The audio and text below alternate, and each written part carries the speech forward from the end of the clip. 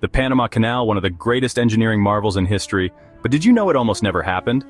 This is a story of ambition, failure, and a Frenchman who pulled off the ultimate geopolitical heist to make it a reality. Buckle up, because this wild tale has everything: massive construction disasters, ruthless imperialism, and a high-stakes revolution. It all starts in the 1880s when Ferdinand de Lesseps, fresh off his success with the Suez Canal, decides to take on the jungles of Panama. He confidently claims, "No problem, we'll just dig down to sea level and reroute a river just like we did in Egypt." But there's a massive problem. Egypt is flat and Panama is covered in mountains and thick jungle. Not to mention, disease-ridden mosquitoes lurk in every swampy puddle, turning the construction site into a death trap. Despite warnings from other engineers, de Lesseps pushes forward, hiring thousands of poorly paid laborers to hack away at the jungle and dig through impossible terrain. But nature fights back.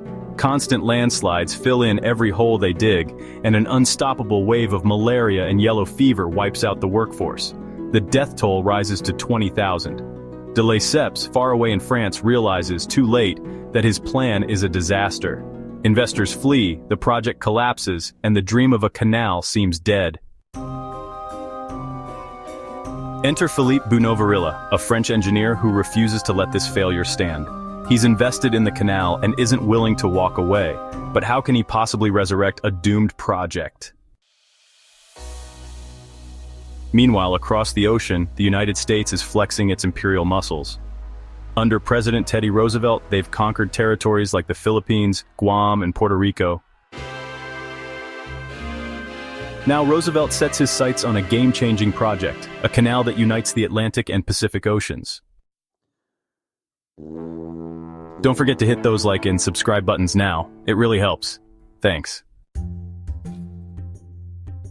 Now, at first, the United States plans to build the canal in Nicaragua. It seems like the logical choice with its massive lake that could cut down digging.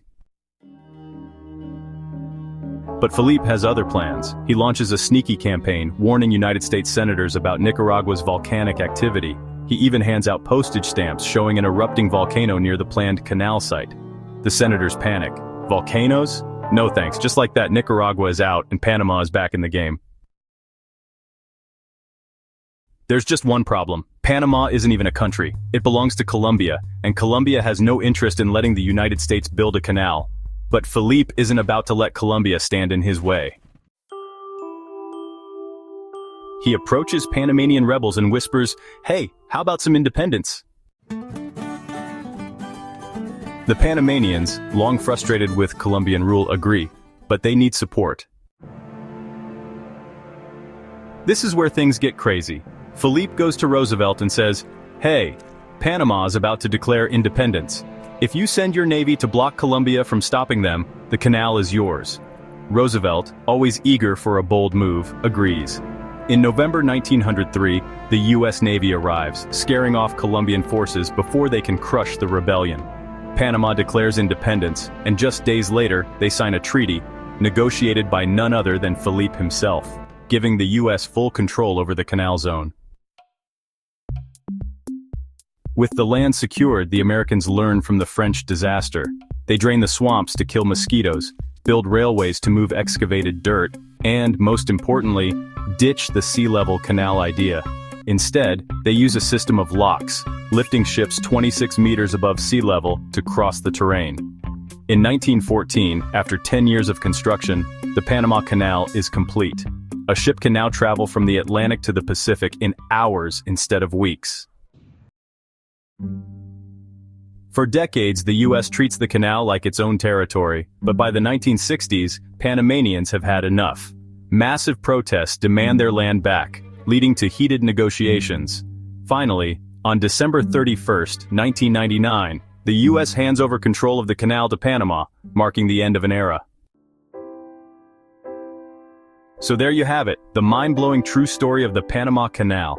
It's a tale of determination, deception, and political maneuvering on an epic scale. What do you think? Was Philippe a mastermind or a manipulator? Let me know in the comments, and don't forget to like and subscribe for more insane history stories.